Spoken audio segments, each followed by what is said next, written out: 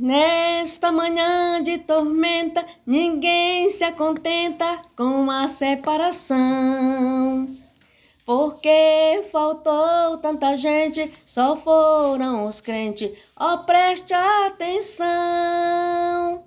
Aquele povo dizia que chegaria o dia da redenção.